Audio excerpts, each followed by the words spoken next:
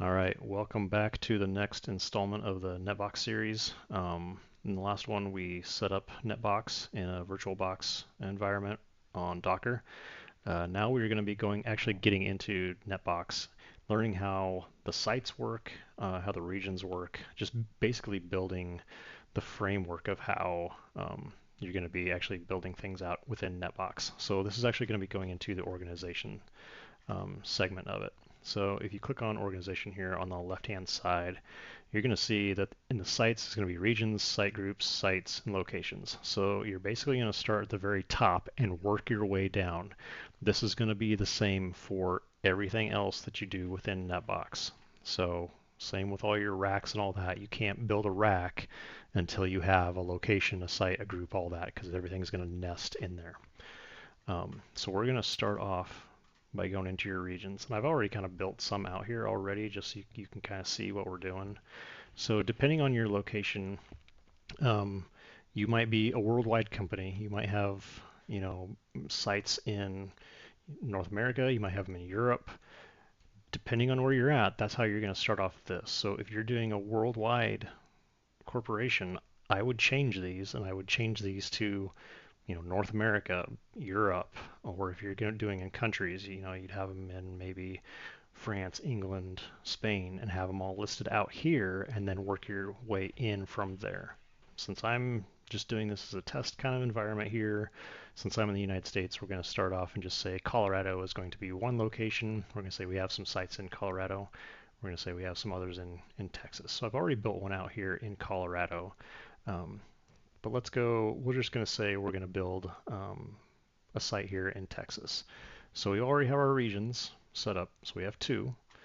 And so we're going to say we have some locations within Texas that we manage. Say we're an ISP and we have a couple sites that we're going to be working on. So we're going to go into site groups. So I already have our branches set up. So we have a Colorado branches and we have our Texas branches. So we're going to go in there. This would be where we would add a site. So we would say we're going to have our site, we're going to say it's Austin. And this would be branch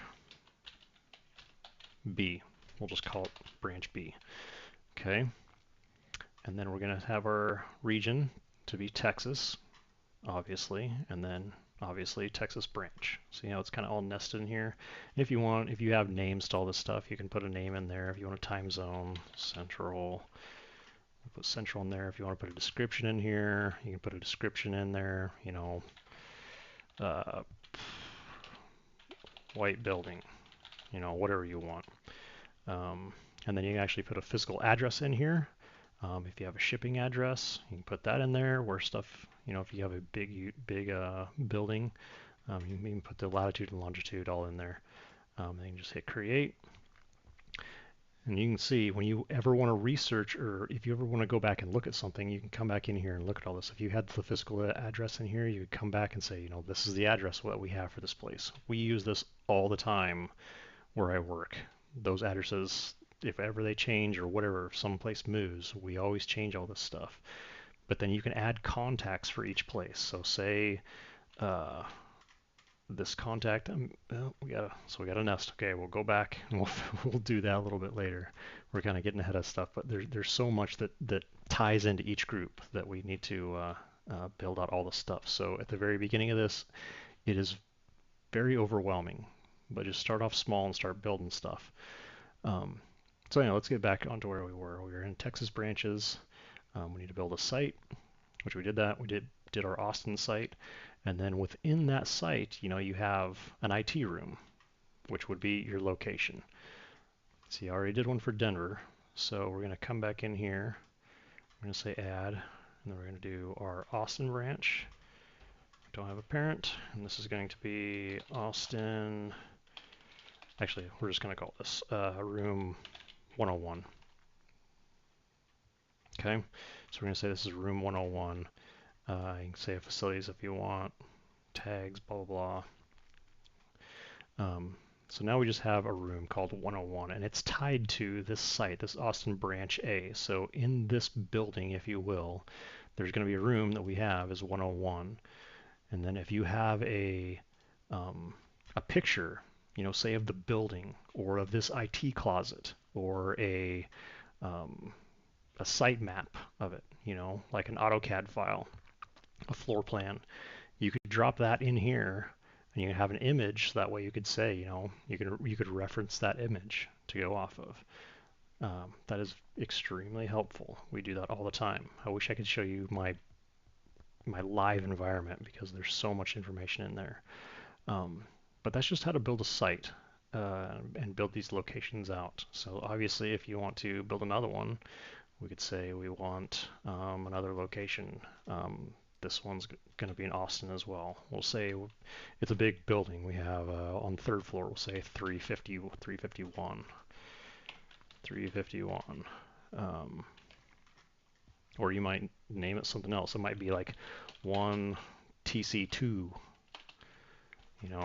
telecom closet. So first floor, telecom closet 2. And you can see here the slug is different. If you ever change the name and want your slug to be different, there's a little rewrite button here, and it'll just automatically change it right there. Hit create, and it'll create it, and then you can see you have, once we go into it,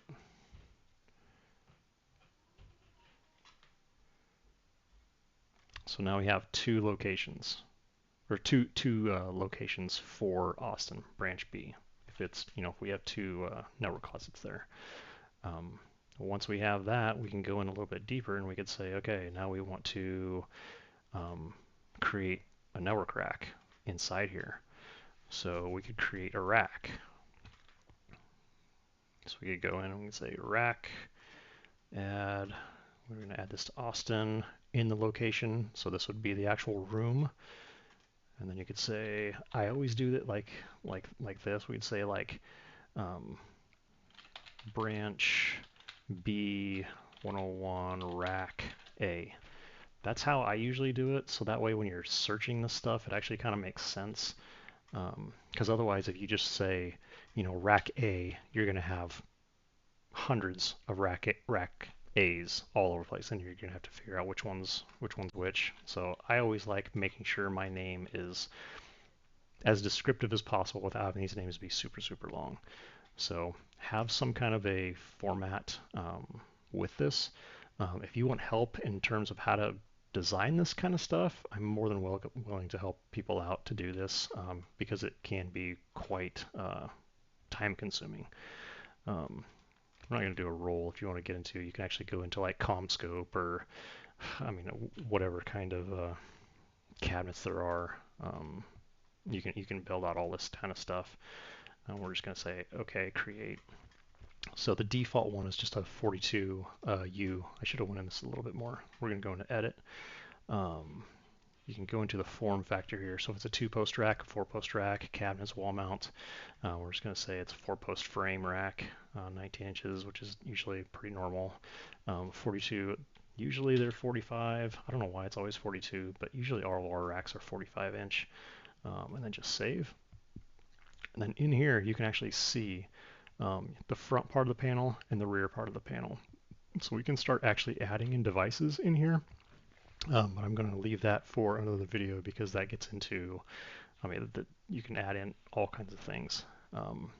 So let's see, what else can we do here? Physical location, rack style, role. We might hold off for that. It's almost 10 minutes long, so we're going to stop here for right now. That's just a very high level on how to create your organization, basically. Next time we'll start looking into actually adding in devices into some of these racks, so you can actually start seeing how that is actually built out. If you guys like these videos, please give me a like, subscribe,